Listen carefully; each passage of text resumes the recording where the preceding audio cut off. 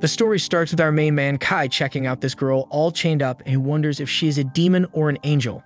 This girl straight up asks him for help, but Kai can't even believe she's looking to a human for help. Humans and other races have been going at it like a hardcore war. But this girl, she ain't got a clue about that, and Kay's getting mad and frustrated because it's like nobody remembers what the real world's about. So we flash back and peep Kai doing his usual thing, keeping an eye on a graveyard. His homies want him to hurry up, but Kai takes this shit real serious. In this world, there's 5 races. The demons with their crazy magic powers, the celestials who are demi-humans such as angels and elves, the spirits who are creatures that possess special kinds of bodies such as ghosts. There are also the mythical beasts that are huge-ass monsters like dragons. And then, of course, you got the humans. These 5 races have been at war, and it's hella important to make sure we don't end up in another great war. Kai's part of the Urza Federation, and they got the job of watching over the graveyard where the demons had been sealed. Kai keeps an eye on that graveyard for 300 seconds like always, and he figures out ain't nothing funky going on. The demons are still sealed up tight, no doubt. Kai's co-worker Aslan can't get why Kai's taking his job so damn seriously, but Saki points out that it's good for them because they can take it easy. Ain't been no demon breaking free from that seal in a whole century, but Kai reminds his crew that it's still their job. There's 4 graveyards around the world, and Kai points out the folks in charge, they are taking their jobs just as serious. And that's because if a demon was to bust out, it would be straight up chaos. Kai's peeps wish he'd take it easy because it's been a while since a demon broke free, but Kai ain't letting his guard down. He declares that watching over that graveyard is his duty. Sometime later, we see Kai training hard, but they warned his ass, being a low-ranked soldier and messing with a mythical beast for training, that's some next-level danger. But Kai doesn't give a damn, he fights it anyway. Turns out his attacks don't do jack shit against that beast. Sei gets worried, so she shut off a hologram, and she's wishing Kai wouldn't push himself so damn far. But Kai thinks training would be pointless if he ain't risking it all.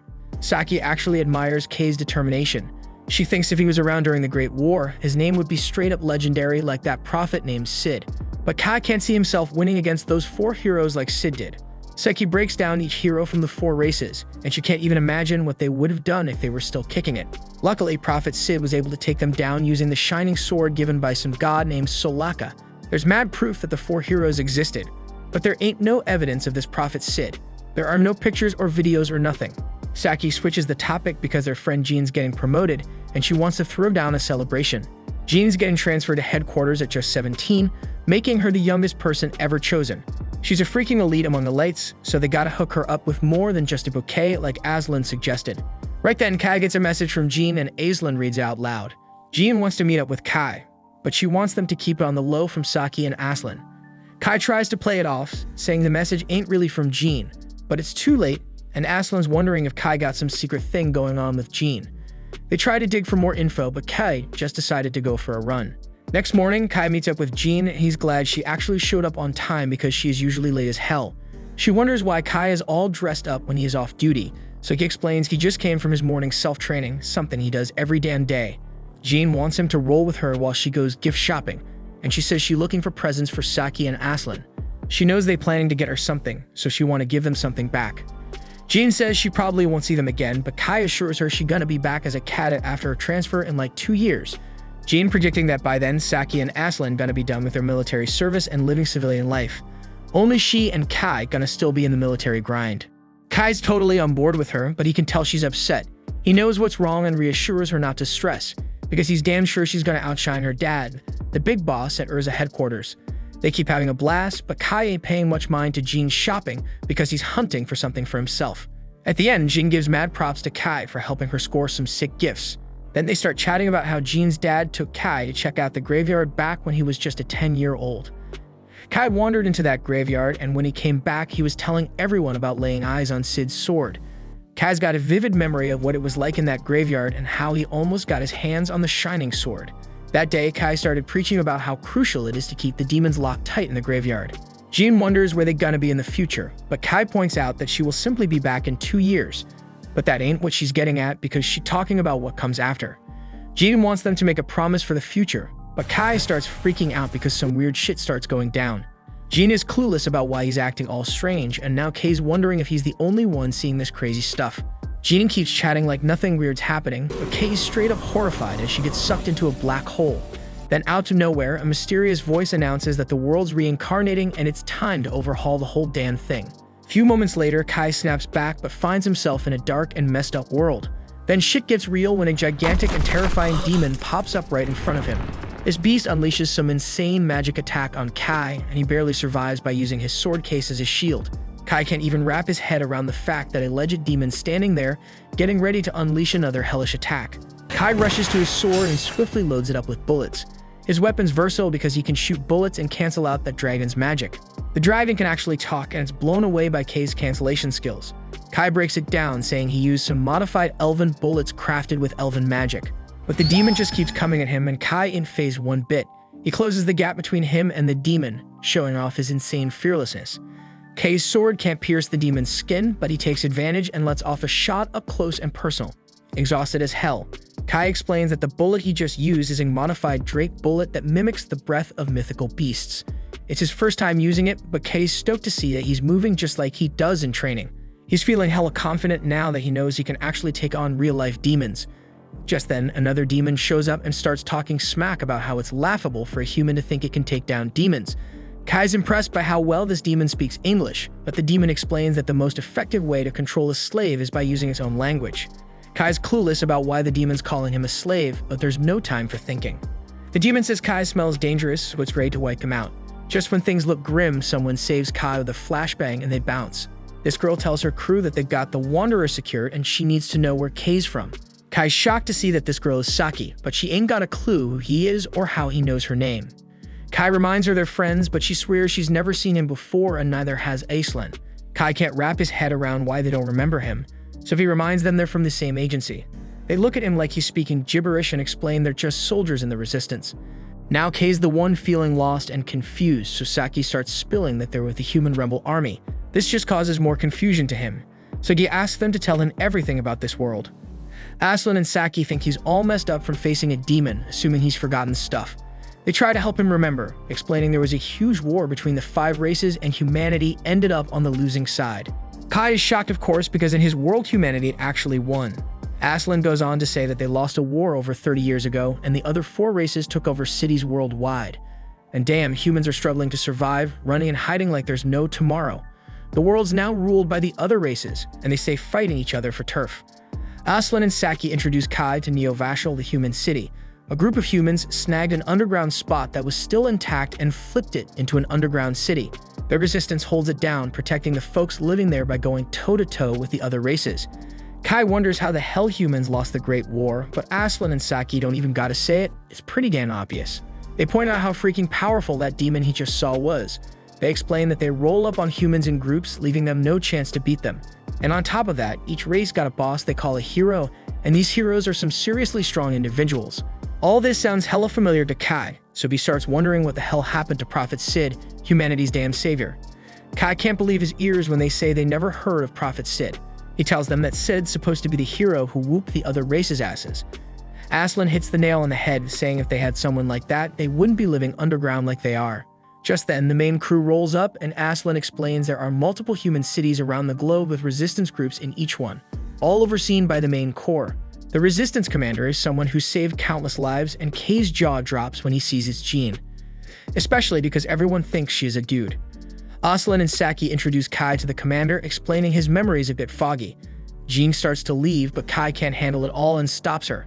He tries to jog Jean's memory about who he is and how they were just shopping a few minutes ago. Jean's clueless and assumes he's got her mixed up with someone else.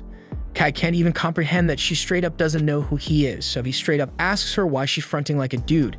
Jean's hella shocked to hear that, and Kai reminds her about how she wanted to outshine her dad as his daughter. Some soldier named Fallon steps in and Jean decides to dip.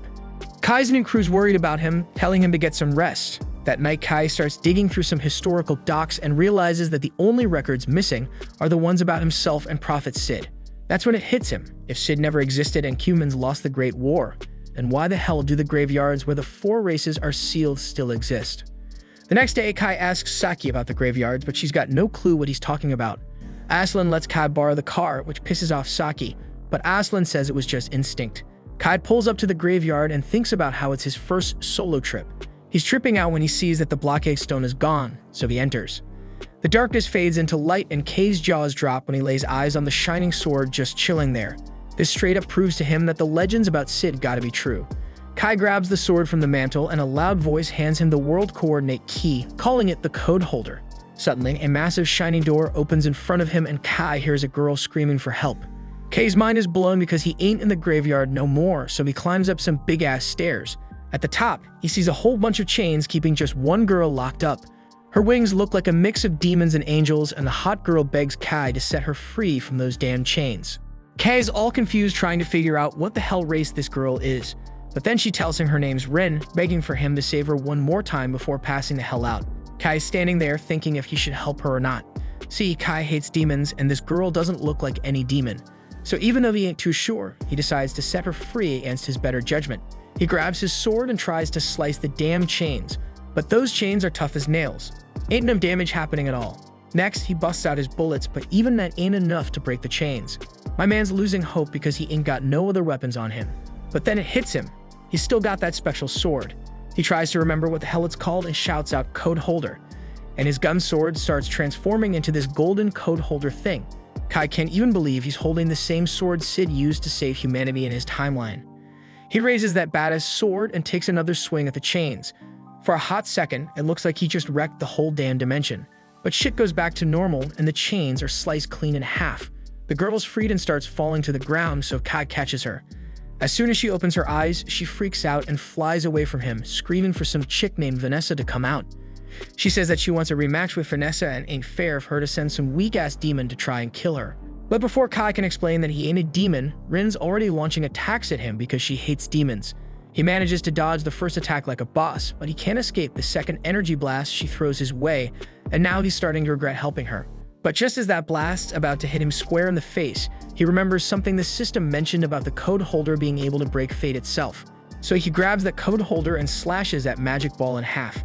The magic disappears, leaving Kai and Rin both shocked because no way in hell could a measly demon block her attack. Finally, Kai spills everything and tells her straight up that he ain't a demon. He asked her where the hell she even got that idea because he has no wings or tail, so clearly he's just a damn human.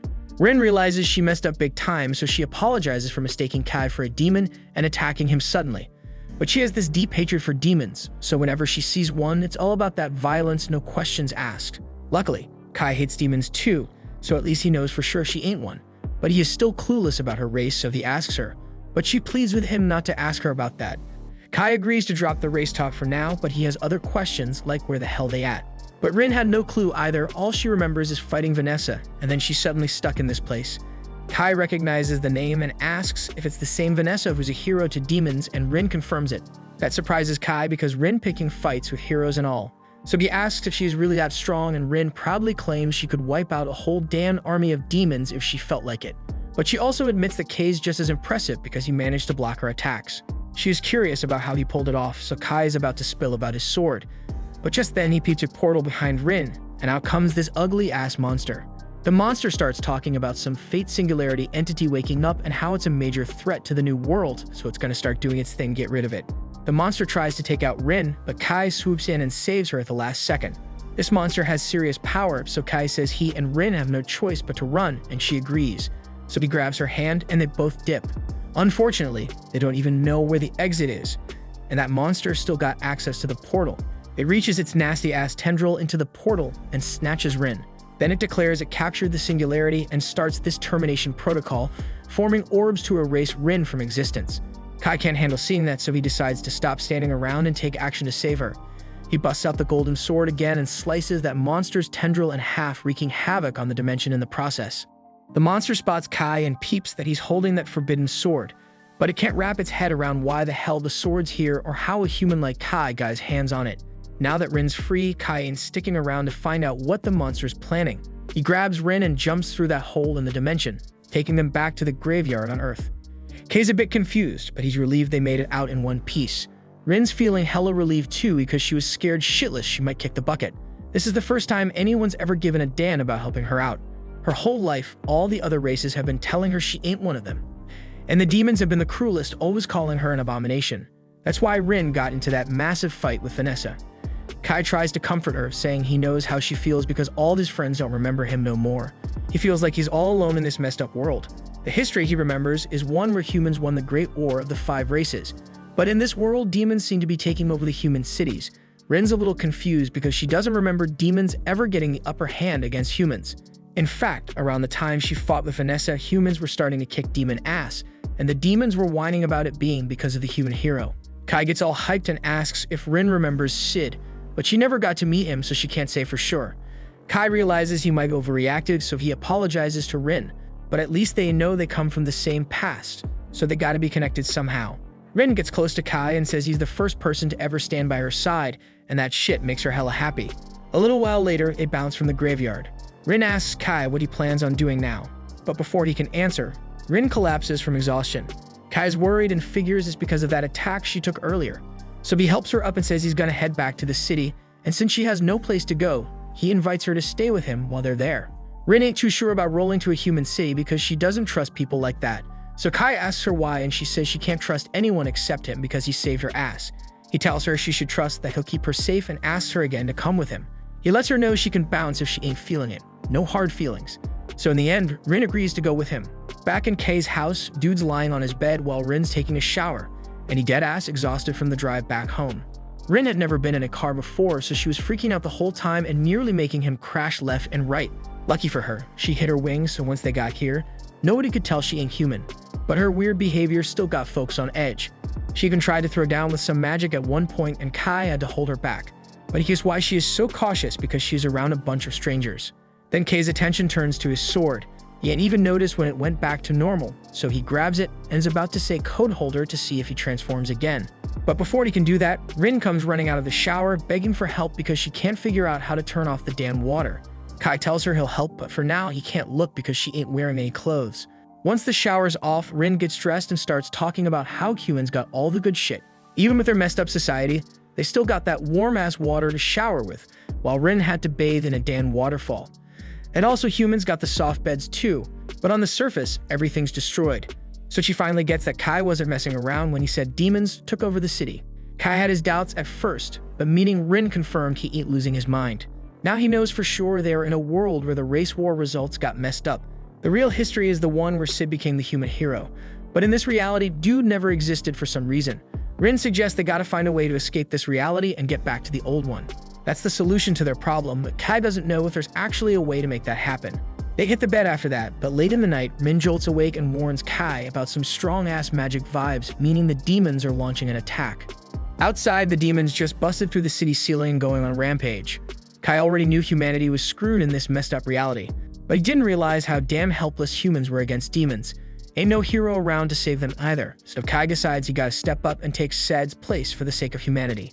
The defense units start blasting bullets at the demons, but they know the little bullets ain't gonna do shit.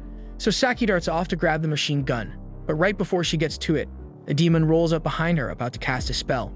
But at the last damn second, Kai jumps in and saves her, knocking that demon to the floor.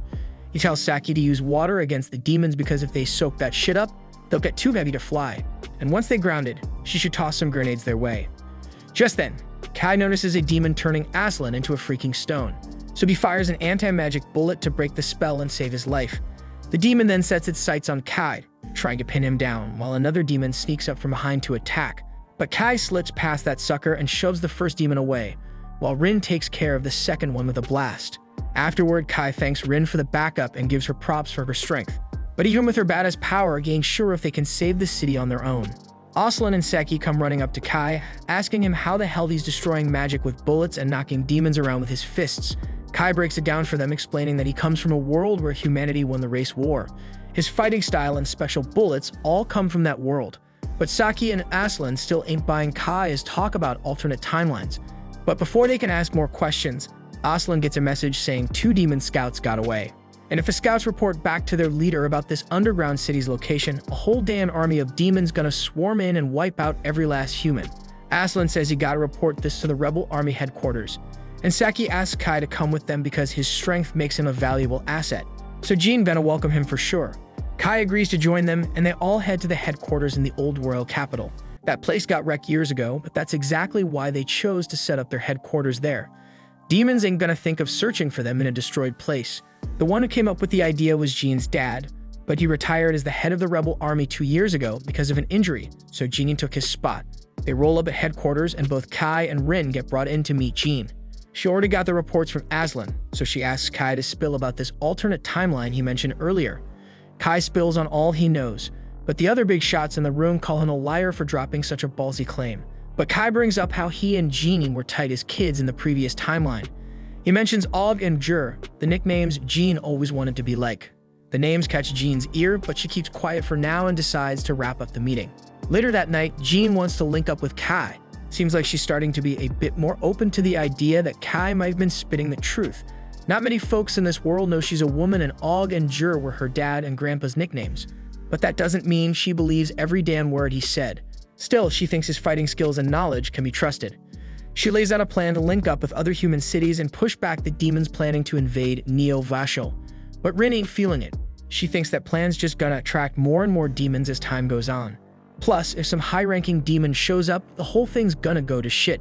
Gina knows it's a risky move, but she can't think of nothing better to protect the homes of the survivors. That's when Kai drops a bomb. He says they only gotta take down one demon to solve this mess, and that's Vanessa, the hero of the demons. Jean thinks it's straight up crazy to even consider going up against a powerful demon like Vanessa, but Kai's confident that the code holder can handle her. He says he and Rin are gonna be the ones to go head-to-head with Vanessa. Demons are more focused on scraping with other races, so most of them won't be riding with Vanessa.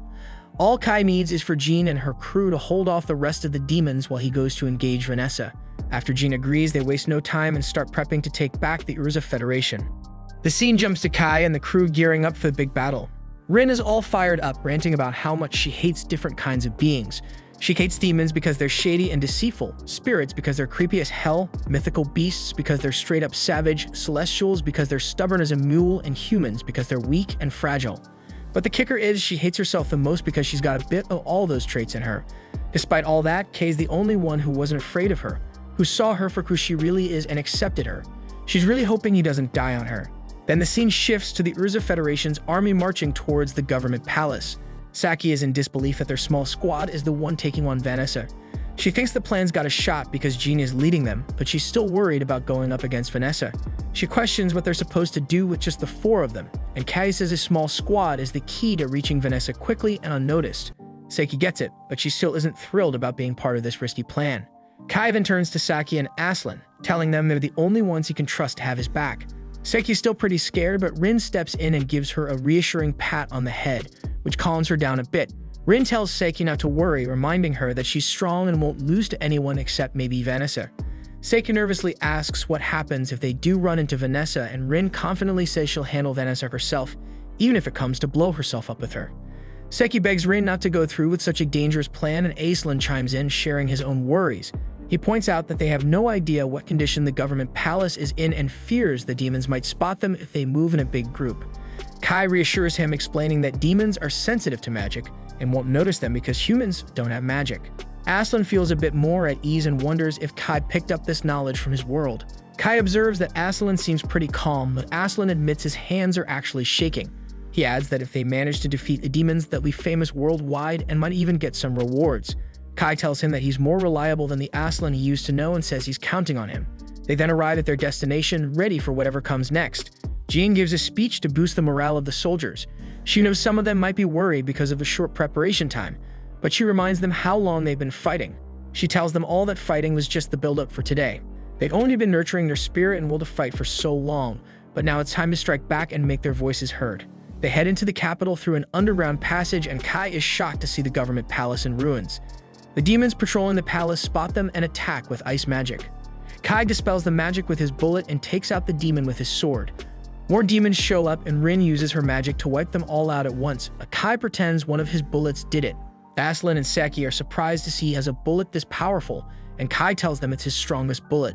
He then asks Rin if she can sense Vanessa, and she finds out Vanessa is on the top floor. Kai tells Jean he'll go look for the demon hero, starting with the top floor on the north side. Jean says she'll go with him part of the way, but Fallon informs them the stairs on the north side are collapsed, so they should use the ones on the south side. Jean understands and orders a group of soldiers to stay put and not let any demons into the government palace. She orders another group to rescue the prisoners from underground, and her group takes the emergency stairs on the south side. On the way, Fallon asks Kai about the lightning attack from earlier, realizing he wasn't responsible since she never saw him pull the trigger, and she figures out it was Rin's doing. Jean then asks Kai if he's still up for fighting Vanessa alone, and he says he is. She then informs him the demons should be gathering soon. And Rin then notices an imp summoning a large demon on their way up. They're too late to stop it, and it summons the demon. The demon grabs one of the soldiers, but Fallon saves him, telling the others to go on ahead while she deals with this small fry. They leave her behind to handle a demon, and outside, the group of soldiers are also fighting some demons, and the second group saves the captives, and Jean and the others head into a room. Jean gets hit by a powerful lightning attack as soon as she walks in, but she's totally fine. Rin notices she's wearing an elven garment, and Jean explains it's a magic item called the Sacred Light Garment, which they got from an elven village. Jean says this is the best thing for magic resistance. She tells them her forces will handle the demon and tells them to move on. Kai and his group move forward and put on some armbands. Saki is surprised to learn these armbands will keep them hidden from demons and wonders how they work. Rin tries to explain its barrier magic, but Kai warns her not to. Rin says a human made it by copying angelic barrier magic. She explains it bends light to hide them, and they continue on. A demon approaches them and Saki tries to attack, but Rin stops her. The demon passes right by them without noticing. They're all relieved the barrier is working, and soon they reach the breaker room. They tell Saki and Aslan to stay there and cut the power if it looks like they're losing to Vanessa. Kai explains they'll use the dark to escape, and he'll send the signal when it's time. Kai and Rin move on, but then they hear an alarm. Kai worries they've been found, but Rin says her barrier should still be up, and Kai realizes it might be the building's infrared sensors. They keep going and spot some demons waiting for them. One demon says that human machines come in handy sometimes, revealing that the demons use the surveillance system to track them. Kai asks if this demon maintains the system, and he learns that Vanessa suggested using it. Since the slaves handle maintenance, it's hassle-free, and the demon hero is pleased with the invasion. The demon is curious why they'd risk a suicidal mission. Kai asks him to lead them to Vanessa, but the demon says he'll use them for his own amusement.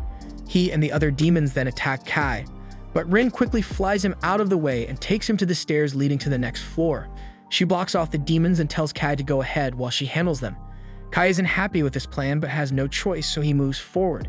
The demons then catch the scent of every race coming from Rin, and they're confused about what she is. Rin says she doesn't know and admits she hates demons. Then she gets ready to attack them with her magic. Kai then finds Vanessa's room and is surprised to see that the demon hero is a hot succubus. We then cut to Jean battling the demon from earlier, with the others backing her up with gunfire. Jean tries to strike the demon, but he grabs her sword and attacks her with fire magic. Her elven garment protects her, and the demon realizes this. Jean's sword then transforms into a bow, and she uses it to take down the demon.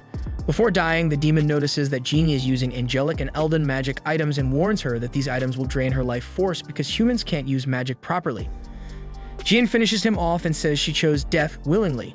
She explains that's the kind of resolve a human needs to defeat demons. Another demon drops down from above to attack Jean, but Fallon swoops in to save her. The demon recognizes Fallon and wonders if she's the dragonar who wields a drake named Fong. Fallon denies it, and Jean hopes things are going well on the top floor. The scene shifts to the top floor, where Vanessa asks Kai if he's not surprised that the strongest demon is a succubus. Kai says he's not surprised at all, and Vanessa finds him interesting. She mentions she wanted to charm him into becoming her slave, but didn't expect his reaction. She asks if he's the commander who uses the elven garment, but Kai says he's not, he's just an outsider. Kai says he's from a world where she was defeated, but Vanessa tells him no such world exists. Kai doesn't care if she believes him or not.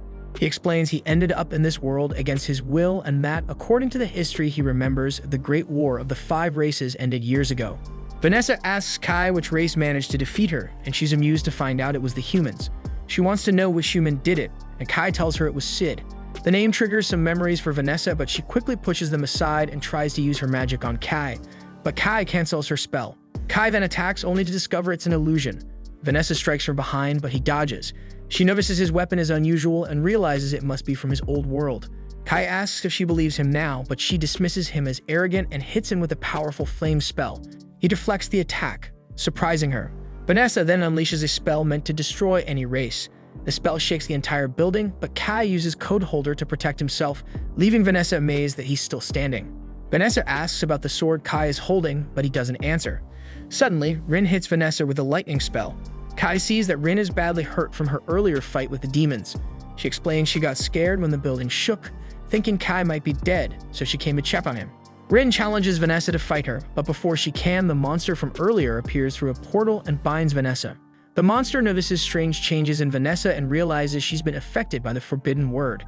It tries to exorcise Vanessa from this world, but she manages to break free and recognizes the monster as one of Alfreya's servants. Vanessa retaliates with a powerful fire spell, severely injuring the monster, but it's still alive.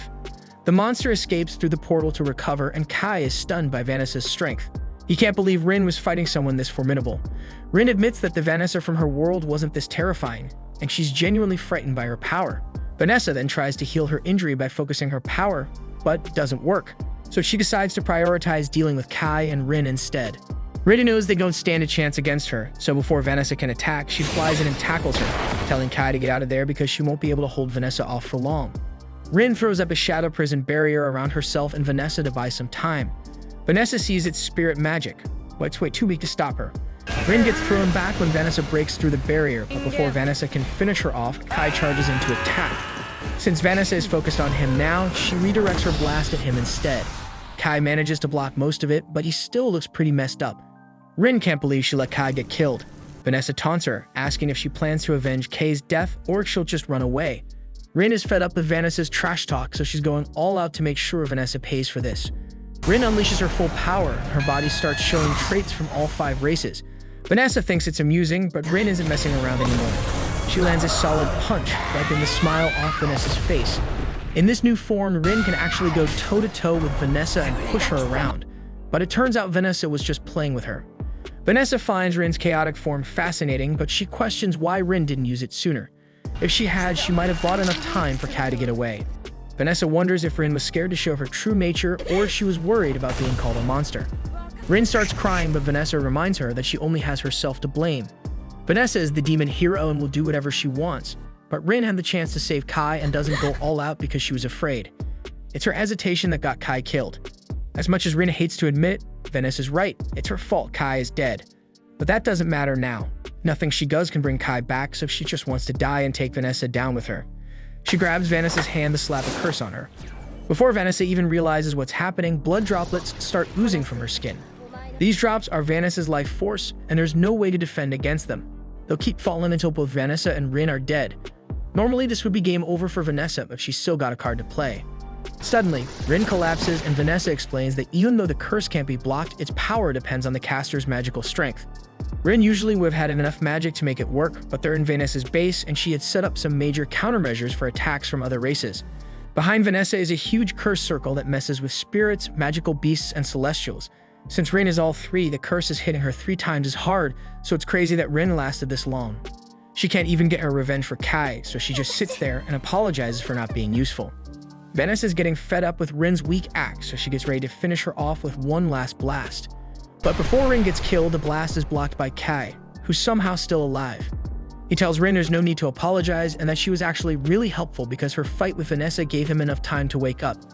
Rin can hardly believe Kai is still alive and Vanessa can't either, so she asks him how he survived because there is no human should still be standing after that. Kai remembers using the code holder to protect himself from the blast, which is the 2nd time it's saved his life in this fight. But he keeps that to himself and just gets ready to face Vanessa. Vanessa's pissed that Kai would dare challenge her, so she reminds him he's just some trash who survived by luck. Her last attack almost killed him, and the only reason she couldn't finish him off was because Rin was keeping her busy. Kai says he's fighting so hard because Rin risked her life for him, so he's going to do the same for her. Vanessa's got a look of intrigue and asks Kai if he's got some kind of plan to take her down because she's really curious to see what he's got. Humans always talk big about showing their potential, but she's never been impressed by any of them. The spirit hero, the celestial hero, and the beast hero have been a pain in her side, but at least she respects their power. When it comes to humans, though, she hasn't met one she can respect, unless Kai's about to claim he's strong enough to be humanity's hero. Kai tells her he's not aiming to be humanity's hero, but she asks to see what a human can do, so he's going to show her exactly how powerful a human can be. From here on out, he's facing Vanessa as a stand-in for all of humanity. Even though Vanessa can't imagine what he could possibly do to beat her, she decides to take him seriously. She uses her magic to summon a mini-meteor to smash Kai, but Kai slices it into pieces with the code holder. Vanessa's impressed he cut through her magic so easily, but she's far from done, so she starts casting a bunch of Hellflame spells. While she's at it, Kai calls Aislinn and tells him to cut the power, so all the lights in the place go out. Vanessa realizes she can't see anything even though she's got a literal flame on her shoulder, and since Kai doesn't have any magic, she can't sense him either. But even without magic, the sword is loaded with magical energy, so she targets the sword with her Hellflame attack. As the dust clears, she's shocked to find Rin holding the code holder while Kai's already behind her. All those years Kai spent training finally pay off. He locks Vanessa in a combo, and as Rin tosses his sword over so he can finish her off. The last thing Vanessa says before getting sliced is, "I guess I lost. Good game, human." As Vanessa collapses to her knees, her body starts falling apart from all the damage. Rin and Kai notice something's up with her, and then Vanessa's memories come flooding back. She remembers everything about Sid and the whole world reincarnation deal. She can't believe she let herself fall for it after Sid warned her something like this could happen. After hearing that Vanessa knows about Sid, Kai starts grilling her to spill all the details. Vanessa tells him about this crazy thing called world reincarnation that Sid talked about. Apparently, someone messed with the timeline and changed history, so Kai's gotta find this person, who's probably one of the other 3 heroes. Sid saw this world reincarnation coming, which is why he gave Vanessa his sword to keep it safe from enemies. That sword's the key to fixing all the mess made to this world. Kai's curious why Vanessa and Sid would team up when they're supposed to be enemies. Vanessa explains that she did fight Sid once, but he earned her respect as a serious fighter, and they ended up working together. There's a lot about the old world Kai doesn't know, so Vanessa warns him to watch out for the Zero Code. It's some seriously tricky magic. On top of that, Vanessa tells Kai he did a damn good job against her, and she was really impressed. From his plan to use the darkness to his guts and combat skills, she now gets what he means by human spirit. Even though she's pissed about losing, she'd love to face him again. And if they meet up next time, she's planning to have a lot more fun with him, but as a succubus. Kai's kinda speechless after what Vanessa just said, but the fight's exhaustion hits him and he ends up dropping to his knees. Still, he's relieved he actually took down Vanessa. Word about Vanessa's defeat spreads fast, and soon all the human survivors are back at the Urza Federation, ready to start taking it back. Things are finally looking up for the humans, but while everyone's celebrating the win, Kai's stuck on what to do next. Rin notices he's off and asks if something's wrong. Kai mentions he thought something happened to them, which is why they're the only ones who remember the old world. But if Vanessa's right, then it's actually the other way around. The world got flipped upside down, and somehow they're the only ones who stayed the same. Rin's saying she wants things to go back to how they were because this new world freaks her out, and Kai's on the same page, but he's got no clue how they'll set everything straight. Just then, Jean rolls up to Kai and Rin to show her thanks. Even though the place is a wreck right now, the only reason humans managed to take back their city is because of what Kai and Rin did. That's why she wants to thank them on behalf of the rebel army. But she notices Kai and Rin don't seem too thrilled despite their win. Kai tells her he's actually relieved he won because he doubts he'd be able to take Vanessa down if they cross paths again. Now that Vanessa's out of the picture, humans can rebuild the city and maybe even make it better than it was before. But that's a job for someone else, not her. The folks who were around when the Federation first fell to the demons would be way better at leading the rebuilding efforts, so Jean is not stepping up for that. But if she's not going to help with the rebuild, Kai and Rin ask what her plan is. Jean explains there are 3 other federations that got taken over by the other races: the Iowa Federation, the Yulin Federation, and the Scholz Federation. Each one's under control of a different race, and each has a human rebel army fighting back. She plans to head out and kick off a big operation to unite the rebel fronts. The word about Vanessa's defeat is spread all over, and humans everywhere are more fired up than ever. That's why Jean's hoping Kai and Rin will come with her to help out the other rebel armies. If they team up, they might be able to pull off what the humans in Kai's old world did and kick out all the other races. Jean's gonna personally lead the soldiers and make sure Kai and Rin get all the support they need, so she's asking Kai to fight alongside them. Kai looks a bit shell-shocked for a second, so Jean makes sure to mention he'll be well compensated for all this hero stuff. But it's not like Kai's not down to help humanity win. He was just thinking about how grown-up this version of Jean is. In his old world, Jean was amazing but had this kid side too, like calling him up during his training, dragging him on shopping trips, and stressing over her future with friends. But it's hard to picture this Jean doing any of that. Kai agrees to team up with Jean to fight the other races and free humanity. He reaches out his hand for a handshake, and they seal the deal. They head down to the ground floor where Jean pumps up the soldiers, asking if they've all had a good rest. They're all buzzing with energy since this is the first time they've slept without freaking out about demon attacks. They're stoked about taking back Urza, and Jean fills them in on the plan to reclaim the other federations. Meanwhile, Kai tells Rin he's going to finish this 5 races war himself. If there's no Sid to save the day, then it's on him to step up and be humanity's hero. And while he's at it, he's going to track down the person behind the world reincarnation and set everything back to normal. That's it for this video, guys. If you like this new series, leave a like for the next episode. And subscribe for more anime content. Thanks for watching. Bye-bye.